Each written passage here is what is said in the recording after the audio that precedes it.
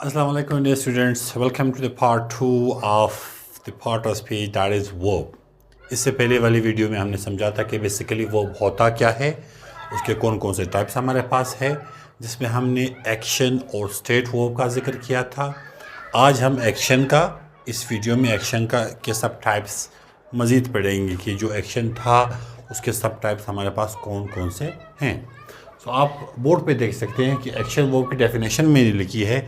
I don't like definitions, लेकिन this is the need of the student, तो मुझे लिखना पड़ रहा है। So a word that shows an action is called action verb. ढेर आसान सी बात है कि वो वर्ड जो आपको एक्शन दिखाता है वो आपका एक्शन वर्ब होता है। It tells that subjects perform actions. ये वर्ड हमें बताता है कि जो सब्जेक्ट है वो एक्शन जो है वो परफॉर्म करे, यानी कोई भी आपका सब्जेक्ट होगा, subject is the doer of an action.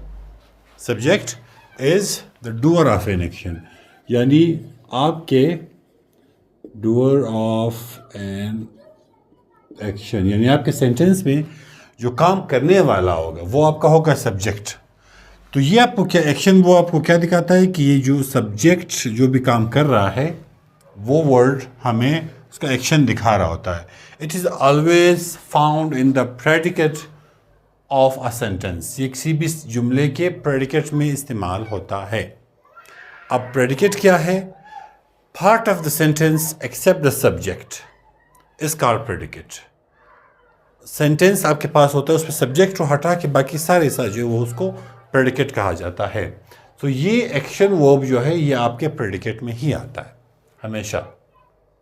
अच्छा, तो अब इसके दो टाइप्स हमारे पास हैं जो कि बहुत ही सिमिलर हैं। मैं काफ़ी अरसे तक इसमें कंफ्यूज हो जाता था कि अब इसमें रेगुलर कौन सा था और इरेगुलर कौन सा था। तो इसके दो टाइप्स हैं, regular verb and irregular verb. मैं कोशिश करूंगा कि आपको इसमें कन्फ्यूजन फिर नहीं रहे। अभी जो मैं कहूँगा आपको समझ तो आ जाएगा, लेकिन बाद में आप फिर शायद कन्फ्यूज हो जाए। So regular verbs are those that form their past tense. ये वो वाले वर्ब हैं जो अपना पास्ट टेंस बताते हैं, यानी सेकेंड और third form. Past tense by adding D और E D to the base form. यानी आपके पास एक वर्ब होता है, उसका फर्स्ट फॉर्म जो है उसको कहा जाता है उसका बेस फॉर्म। अब इसका सेकेंड और थर्ड फॉर्म बनाने के लिए इसको या तो डी की ज़रूरत होगी या फिर ईडी की ज़रूरत होगी। अगर ये दोनों उसमें से लगते हैं या इनमें से कोई एक, वो आपका रेगुलर वर्ब होगा। For instance walk, walk is the base form, it is the base और फर्स्ट फॉर्म। अब इसका सेकेंड फॉर्म क्या होगा हमारे पास? That is walked. थर्ड क्या होगा?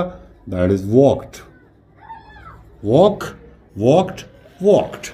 अब ये वॉक जो है आपका रेगुलर वर्ब है, because we have put E D in order to make its second and third form. Same is the case with play. It is played and played. Play, played, played. Regular verb आपका वो verb है जिसका second और third form बनाने के लिए हम उसमें डी या ईडी लगाते, राइट। सो ये आपका एक्शन भी है। देन कम्स, अब इसमें आते हैं कि वॉक और प्ले में जो है कोई ना कोई काम होता है, सोचने वाला नहीं है, स्टेट की तरह नहीं है, मोहब्बत करने वाला नहीं, नफरत करने वाला नहीं, कुछ कोई काम हो रहा है इसमें। अब इरेगुलर को देखते हैं। इरेगुलर में आपके पास क्या? It does not go with D और ईडी। इसमें हम रेगुलर वर्ब की तरह डी और ईडी जो है वो ये नहीं लगाते, but here the past form changes the word completely और स्टेज द सेम।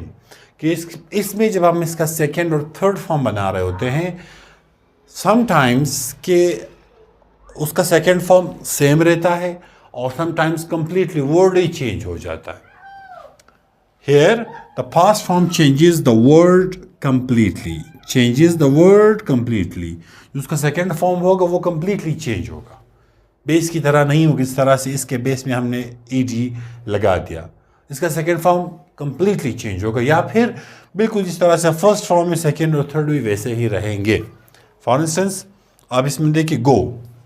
अब गो रेगुलर के हिसाब से फिर इस तरह होना चाहिए था, गोड, ईडी हमने लगा लिया या GOD लगा लेते हम, जाहिर है वो तो इसमें नहीं है। तो इसमें आपके पास क्या आता है, go, then comes went, gone, first, second and third form. इसमें आप देखें वर्ड्स कंप्लीटली चेंज है, like second form completely change है, लेकिन यहाँ पे आखिर में उन्होंने एनी लगा दिया, but then to word is different. ये तो ये वाली बात हुई, the past form changes the word completely, और उसके बाद और स्टेज द सेम, या फिर बिल्कुल उसी तरह रहता है, लाइक कट। अब इसका आप कट वगैरह नहीं लिख सकते हो, then you go for cut, cut and cut. आपकी तीनों फॉर्म जो इसमें सेम आ जाती है। मैं थोड़ा सा इसको फिर एक बार रिकैप दूँ। हमने एक्शन वर्ब पढ़ा। एक्शन वर्ब यानी जो भी कोई एक्शन हो रहा होता है, इसके दो सब टाइप्स है। यह है आपका एक रेगुलर वर्ब है और दूसरा इरेगुलर वर्ब है। रेगुलर वर्ब वो है जिसका पास्ट पार्टिसिपल बताने के लिए हम आखिर में डी या ईडी ऐड करते हैं, वो उसका रेगुलर वर्ब है। ऑन द अदर हैंड जो इरेगुलर वर्ब है उसका सेकेंड और थर्ड फॉर्म बनाने के लिए हम डी और ईडी का इस्तेमाल नहीं करते। हम या तो वर्ड कंप्लीटली चेंज करते हैं या तीनों फॉर्म सेम रहते हैं। This is the crux of this action verb. अब आपके पास यहाँ पे एक्शन वर्ब में रेगुलर वर्ब और इरेगुलर वर्ब हो गया। अगले पार्ट में हम देखेंगे इसका auxiliary verb and then transitive and intransitive. So this was all for this video. Thank you so much.